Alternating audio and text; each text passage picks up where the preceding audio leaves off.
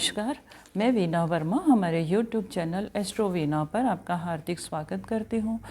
धन्यवाद भी देती हूँ आप मेरे साथ जुड़े हुए हैं और मुझे अपार खुशी होती है आपके साथ ज्योतिष, वास्तु, न्यूमरोलॉजी से संबंधित जानकारी शेयर करके मैं आपके जीवन में एक तो मार्गदर्शन करने की पूरी कोशिश करती हूँ। कुछ भ्रांतियाँ जो ज्योतिष को लेकर हमारे लोगों के मन में है, जो समाज के मन में है, उसको दूर करने की कोशिश करती हूँ। ज्योतिष एक अंधविश्वास नहीं है, लोग इसको अंधविश्वास मान के चलते हैं। लोगों के मन में ये भ्रांतियाँ हैं कि ज्योतिष एक अंधविश्वास है। ज्योतिष का तो मतलब ही ये होता है कि रोशनी दिखाना, ये हमारा पथ प्रदर्शक करता है, हमारे को रास्ता दिखाता है और इसी के ज़रिए बेसिकली हम ये सब जो डिपेंड करता है, ये प्लैनेट्स की मूवमेंट पे डिपेंड करता है, हमारी एनर्जी पे डिपेंड करता है, न्यूमरोलॉजी जो है हमारे अंकों के ऊपर डिपेंड करती है। तो ये सब चीज़ें कैलकुलेशन से होती हैं और इसी के ज़रिए हम आने वाली परेशानियों का और जीवन में किस तरह से खुशियाँ आए, इस तरह का समाधान हम कर सकते हैं। तो आज हम जो बात कर रहे हैं वो आपसे जो बात कर रहे हैं वो मकर लगन के बारे में बात कर रहे हैं। ज्योतिष में हमारे पास दो चीज़ें जो होती हैं सबसे ज़्यादा महत्वपूर्ण होती हैं। एक तो हमारा होता है लगन, यानी कि जिस वक्त हमारा जन्म हुआ है तो उस जन्म के समय पर जो भी लगन एराइज हो रहा है, जो भी राशि एराइज हो रही होती है, जो उदय हो रही होती है, उसको हम लगन कहते हैं। और लगन को देखने का भी बिल्कुल सिंपल तरीका है। अगर हम जन्म पत्री को उठा के देखेंगे तो टॉप पर जो हमारा नंबर लिखा होता है वही हमारा लगन निर्धारित करता है। दूसरा होता है राशि, यानी कि मून राशि होती है, मून साइन जिसको बोला जाता है। चंद्रमा जिस राशि में होता है उसको हम मून राशि बोलते हैं। चंद्रमा से जो हमारे आने वाले जो समय है और किस तरह से हमारा समय होगा, दशा अंतरदशा, ये सब निर्धारण हमारा चंद्र राशि से होता है। और गोचर में क्या चल रहा है, क्या क्या होगा, ये सब उससे होता है। और अभी जो मैं आपके साथ बात कर रही हूँ वो है लगन के ऊपर बात कर रही हूँ। तो हर लगन का अपना अपना व्यक्तित्व होता है और हर लगन के अपने अपने हाउसेस होते हैं। उन हाउसेस के अकॉर्डिंग ही डिसाइड होता है कि इंसान का जीवन कैसा जाएगा। और सब लोग बहुत प्रयत्न करते हैं उसमें। जो हमारे लगन की जो राशियाँ होती हैं, लगन के जो हाउसेस होते हैं, वो बहुत ज़्यादा महत्वपूर्ण होते हैं हमारे लिए। कुछ हाउसेस हमारे को स्ट्रगल ज़्यादा करा देते हैं।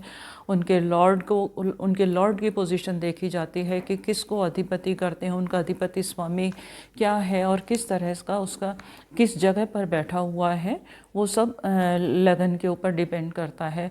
और आज जो मैं बात कर रही हूँ तो सबसे पहले हमारे लिए ये जान लेना बहुत ज़्यादा ज़रूरी है कि मकर लगन के जातक कैसे होते हैं, उनका व्यक्तित्व कैसा होता है। सबसे पहले हम जान लेते हैं हमारे काल पुरुष की कुंडली में शनि को दो राशियां दी गई हैं। एक मकर राशि दी गई है और एक कुंभ राशि दी गई है। मकर लगन का जो अधिपति स्वामी है वो शनि है। अब शनि जो है इसमें अब हम देखते हैं कि दोनों लग्नों में इनका जो व्यक्तित्व होता है, चाहे शनि इनको रिप्रेजेंट करता है, इनके जो जातक होते हैं उनका नेचर जो है बिल्कुल डिफरेंट होता है और उनकी डेस्टिनी भी बिल्कुल डिफरेंट हो जाती है। तो आज जो मैं बात कर रही हूँ मकर लगन के बारे में बात कर रही हूँ। तो इसमें सबसे पहले हमारे लिए ये देख लेना बहुत ज़्यादा ज़रूरी है तो कि मकर लगन के जातकों का क्या व्यक्तित्व होता है, क्योंकि मैं इनके भाग्य की उन्नति के बारे में बात करूँगी कि किस तरह से इनका भाग्योदय हो। कर्म तो सभी करते हैं, बहुत मेहनत भी करते हैं, परंतु कभी ज़रूरी नहीं है कि सबको अपने प्रयासों में सफलता मिल जाए। और फिर बाद में यही होता है कि हमारा तो भाग्य ही खराब है, हमने कितनी मेहनत करी परंतु हमें सफलता नहीं मिली, भाग्य हमारा साथ नहीं दे रहा। तो ऐसे क्या प्रयत्न किए जाएं कि इनका भाग्य इनका साथ देना शुरू कर दे और ये भाग्यवान कहलाए जाएं और इनके भाग्य में जो भी लिखा हुआ है वो इनको मिलता चला जाए। तो सबसे पहले हम देखते हैं कि इनका जो लगन के मकर लगन के जो जातक हैं उसका साइन क्या है। ऊपर से इनका बकरी का सिर है, नीचे से धड़ इनका मगरमच्छ का है। तो इनके साथ में क्या होता है कि मकर लगन के जो जातक होते हैं उनका ब्रेन बहुत शार्प होता है, दिमाग बहुत तेज़ होता है, बहुत अच्छी पिकअप होती है और ये जो भी चाहते हैं वो कर सकते हैं। प्लानिंग इनकी बहुत अच्छी होती है, दूरदर्शी भी होते हैं और बिल्कुल शांत नहीं बैठे रहना चाहते, परंतु नीचे का जो धड़ है वो मगरमच्छ का है, तो वो क्या है कि वो स्लो चलता है। तो इनकी प्लानिंग जो है वो किस तरह से फुलफ़िल हो जाए। अब हमारे को सफलता तो तभी मिलती है ना जब हमारी प्लानिंग भी हो और हमारा शरीर भी साथ दे और हम उसके अकॉर्डिंग मेहनत कर पाएँ, तभी हमें सफलता मिलती है। तो हम देखते हैं कि इनका नेचर तो ये है कि बहुत एक्टिव है और इनकी प्लानिंग इतनी ज़्यादा है कि ये सब कुछ हासिल कर सकते हैं। परंतु कभी कभी ऐसे कारण हो जाते हैं शारीरिक क्षमता के अभाव में या किसी भी सर्कमस्टांसिस के अभाव में कि इनको उतनी सक्सेस नहीं मिल पाती। तो हम ये देखते हैं कि इनको इनकी सक्सेस में, इनकी भाग्योन्नति में कौन कौन सी चीज़ें रुकावटें डालती हैं। तो किसी भी लगन के साथ में क्या होता है कि उनके कुछ राशियां जो होती हैं उनके उनके अधिपति स्वामी इनके मित्र होते हैं और कुछ के इनके जो होते हैं थोड़े एनिमी होते हैं। तो मित्र जो होते हैं, केंद्र और त्रिकोण के जो स्वामी होते हैं वो इनके मित्र होते हैं, और जो छठे, आठवें, 12वें भाव के स्वामी होते हैं वो इनके शत्रु होते हैं। अब क्या है कि हर एक कुंडली का एक भाग्येश होता है। भाग्येश होता है नवम भाव का स्वामी, और हमें उसकी प्लेसमेंट देखनी बहुत ज़्यादा ज़रूरी है। अगर हम मकर लगन के लोगों के बारे में देखते हैं तो इनका भाग्येश जो है, नवम भाव का स्वामी जो है वो वर्गो यानी कि कन्या राशि आती है, और कन्या राशि का अधिपति स्वामी जो है वो बुध है। अगर हम बुध को स्वामित्व की भी राशियाँ देखें तो बुध को 2 राशियाँ मिली हुई हैं। इसमें मकर लगन के छठे भाव का जो स्वामी है वो भी बुध है। तो हम इनको बुध का स्टोन नहीं पहना सकते। ज़्यादातर ऐसा होता है कि हम भाग्येश का स्टोन पहनाते हैं तो उसके जीवन में सफलताएं मिलनी शुरू हो जाती हैं। अब सफलताएं मिलने के लिए भाग्येश को प्रमोट करना बहुत ज़्यादा ज़रूरी हो जाता है। परंतु इस परिस्थिति में हम इनके भाग्येश को प्रमोट इसका स्टोन पहना के नहीं कर सकते, क्योंकि भाग्य के साथ साथ इनके छठे भाव का स्वामी भी प्रमोट हो जाएगा और इनके जीवन में थोड़ी सी उथल पुथल आ जाएगी, स्ट्रगल थोड़ी सी ज़्यादा आ जाएगी। तो इनके लिए क्या है कि हम वो देखते हैं कि किस तरीके से इनका भाग्य में उन्नति हो और किस तरह से ये सफलता की सीढ़ियाँ चढ़ते चले जाएं। तो इनके ज़्यादातर हम देखते हैं कि मकर लगन के जो जातक होते हैं उनका भाग्योदय का जो काल होता है वो 32 से 36 वर्ष के बीच में इनका भाग्योदय हो जाता है।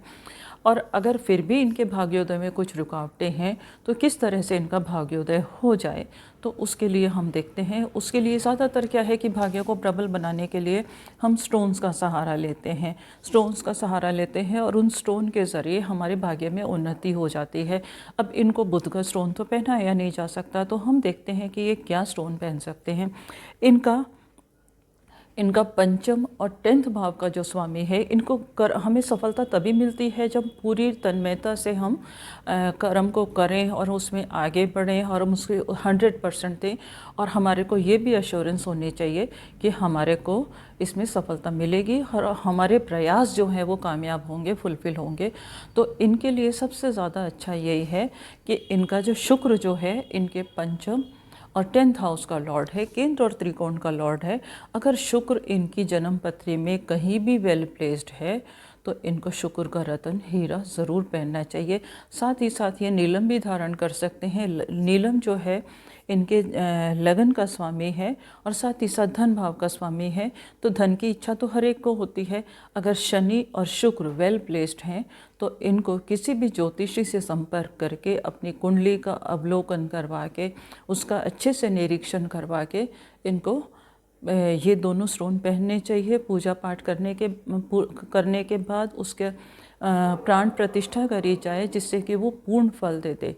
शुक्र का जो स्टोन है यानी कि हीरा जो है, ये शुक्रवार को धारण करेंगे और इसको प्लैटिनम में धारण करें तो इनके लिए बहुत ज़्यादा अच्छा है, उसमें इनको बहुत शुभ फल देगा।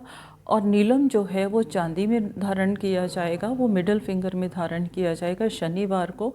प्राण प्रतिष्ठा करवा के पूजा करके और शुक्र के दान किए जाएं, साथ ही साथ शनि के भी दान किए जाएं, तो ये जो स्टोन्स हैं इनको भरपूर लाभ देंगे और शुभ फल प्रदान करने में कोई कमी नहीं रहेंगे। उम्मीद है मकर लगन के जातकों को इस छोटी सी जानकारी से अपार सफलता मिलेगी और आपको शुभकामनाएं देते हुए कि आपके जीवन में खुशियां आए, मैं आपसे विदा लेती हूँ। उम्मीद करती हूँ कि आपको ये एपिसोड पसंद आया, इस जानकारी से आपको लाभ होगा। और अगर अभी तक आपने मेरा चैनल सब्सक्राइब नहीं किया तो इसको सब्सक्राइब कीजिए, जिससे कि आपको जानकारी मिलती रहे और आपके जीवन में खुशियाँ आती रहें। धन्यवाद।